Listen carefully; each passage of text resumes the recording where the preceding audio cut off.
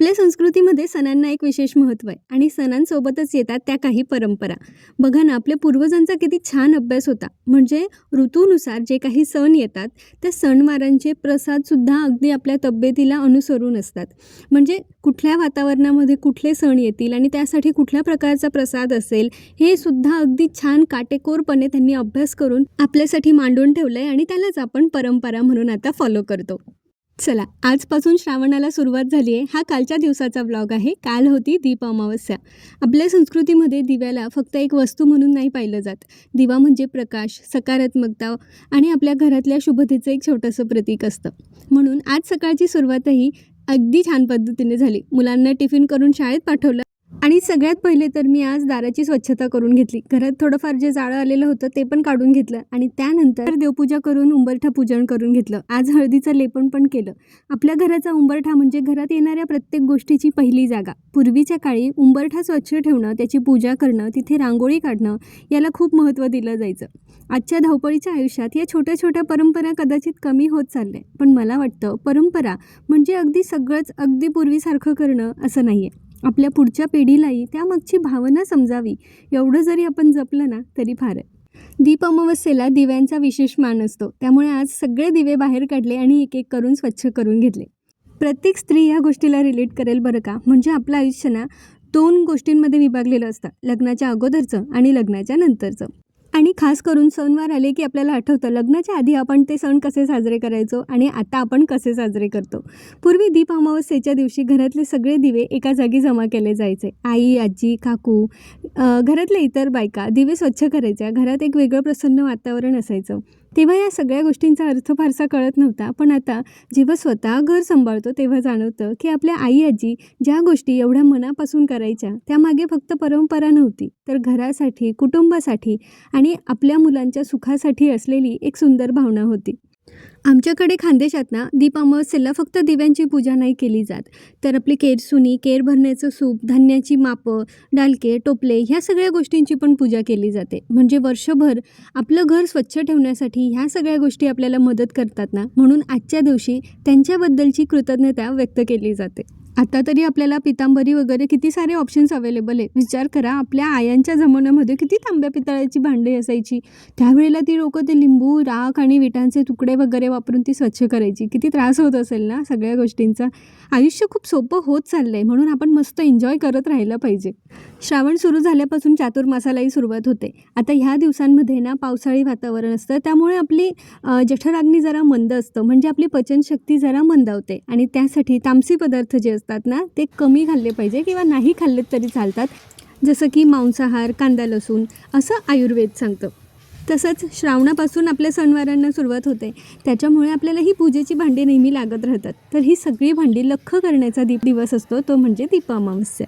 येत्या सणांसाठी आपल्या घराची, मनाची आणि स्वतःची तयारी कशी करायची, ज्यामुळे आपले सणवार अगदी छान उत्साहात साजरे होतील आणि आपली वेळेवर धावपळ होणार नाही, यासाठीचा एक व्हिडिओ बनवण्याचा मी विचार करते. तुम्हाला आवडेल का तो बघायला? मला कमेंट करून नक्की सांगा. सणात तर आपल्या बायकांची कामं ऑलरेडी वाढलेली असतात. त्यामुळे आधी थोडंसं प्रिपरेशन करून ठेवलं ना की आपल्यालाही सणवार जरा एन्जॉय करायला मिळतं. काही घरासाठी लागणाऱ्या गोष्टी ना सध्या मी मिशोवरून मागवल्या होत्या. सेल होता म्हणून. अगदीच सेल होता म्हणून नाही, पण त्या मला खरोखर लागणार होत्या म्हणून मी मागवला. आधी मी त्यांची लोकल शॉपमध्ये चौकशी केली, पण मला मनासारखं काही मिळत नव्हतं. म्हणून मग मी मिशोवर त्या चेकआउट केल्या आणि मला त्या मिळाल्या. मिशोवरून एक पार्सल मागवलं होतं, जे आज मला रिसीव्ह झालंय. काय आहे आज? चला बघूया. आता याची गोष्ट मी तुम्हाला सांगते काय झालं ते.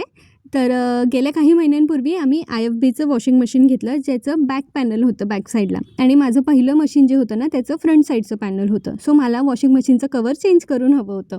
तर मी बऱ्याच लोकल शॉपमध्ये गेले, पण मला आहे ना बॅक साईड पॅनल असलेलं काही मिळत नव्हतं. त्यामुळे एका शॉपमध्ये अंकलने मला सांगितलं की आम्ही तुमच्यासाठी कस्टमाइज करून देऊ, म्हणजे शिवून देऊ, तर तुम्ही ॲडव्हान्स देऊन जा. तर त्या पद्धतीने मी त्यांना ॲडव्हान्स दिलं होतं आणि त्यांनी सांगितलेल्या डेटनंतर आम्ही 8 दिवस जवळजवळ त्यांचा फॉलोअप घेतला. पण त्यांनी काय आम्हाला कवर शिवूनच नाही दिलं. आणि नंतर त्यांनी आम्हाला असं सांगितलं की 100 ऑर्डर्सच्या जेव्हा लोकं येतील त्यांच्याकडे की 100 ऑर्डर्सचे कवर शिवून हवे, त्यानंतर ते एका कारागिराला बोलवतील, टेलरला, आणि मग आम्हाला ते कस्टमाइज करून देतील. म्हणजे याच्यासाठी महिने किंवा वर्षही गेलं असतं. शेवटी मग मी मिशोवर विश्वास ठेवला, रिव्ह्यूज बघितले आणि ह्या प्रॉडक्टचे रिव्ह्यूज मला चांगले वाटले होते. सो मी हे ऑर्डर केलं. हे मला काहीतरी ₹265 हे कवर मिळालं आहे आणि एकदम छान फिटिंगमध्ये बसलं आहे. क्वालिटी पण एकदम छान आहे. म्हणजे इवन मी जो कपडा फायनल केला होता ना कस्टमाइज म्हणून शिवून घेण्यासाठी, त्याच्यापेक्षासुद्धा मला याची क्वालिटी खूप छान वाटली. तुम्हालाही हवं असेल, तुम्ही शोधत असाल तर मिशोवर नक्की चेक करा. छान आहे क्वालिटी. आणि लिंक हवी असेल तर सांगा, मी पाठवते. आज घरात रोजची कामं तर होतीच, त्यापेक्षा अधिक जास्त वाढीव कामं पण होती आणि ती सगळी कामं झाल्यानंतर मी माझे हँडमेड ज्वेलरी जे आहे त्याच्या काही ऑर्डर्स इथे पूर्ण करायला घेतल्या होत्या. तर त्यात मी काही नथी बनवल्या, काही मंगळसूत्र बनवले, काही चोकर सेट बनवले. आता रक्षाबंधन येते आहे, हरतालिका येते आहे, गणपती येत आहेत. ह्यासाठी जर तुम्हाला काही छान छान मोत्याचे किंवा आपले ट्रेडिशनल पारंपरिक दागिने जर बनवून हवे असतील तर तुम्ही मला ऑर्डर देऊ शकतात. तुमच्या आवडीनुसार कस्टमायझेशन पण तुम्हाला त्यात करून मिळेल. त्यानंतर रक्षाबंधनसाठी लागणाऱ्या राख्यासुद्धा आहेत. छोट्या मुलींसाठीचे काही सेट आहेत. जर तुम्हाला हवे असतील तर नक्की ऑर्डर करा. अगदी तुम्ही फोटो पाठवलात तरी तुम्हाला त्याप्रमाणे ज्वेलरी आपल्याकडे बनवून मिळते. हे काही आर्टिकल्स आहेत जे मी बनवले आहेत. आता तुम्हाला दाखवते. जसं की सरी नेकलेस, हा एक चोकर सेट आहे. हा रेडमध्ये पारिजातक चोकर सेट आहे. हे सगळं आपल्याकडे अवेलेबल आहे. त्याचप्रमाणे ठुशी आहेत, चंद्रकोरचे वेगवेगळे पॅटर्न आहेत, सरी नेकलेसचे वेगळे पॅटर्न आहेत, नथींचे आहे, एडी स्टोन, पारंपरिक, इयर कफचे पॅटर्न आहेत. तर तुम्हाला असं काही ऑर्डर करायचं असेल तर नक्की तुम्ही मला कमेंट करू शकतात. तर आजचा दिवस माझा असा गेला. कसा वाटला व्हिडिओ मला नक्की कमेंट करून सांगा. आवडला असेल तर लाईक करा, शेअर करा, चॅनलला सबस्क्राईब करायला मात्र विसरू नका. भेटूया पुन्हा अशा छानशा व्हिडिओमध्ये. तोपर्यंत आपली आणि आपल्या प्रियजनांची काळजी घ्या. भेटूया पुन्हा. बाय.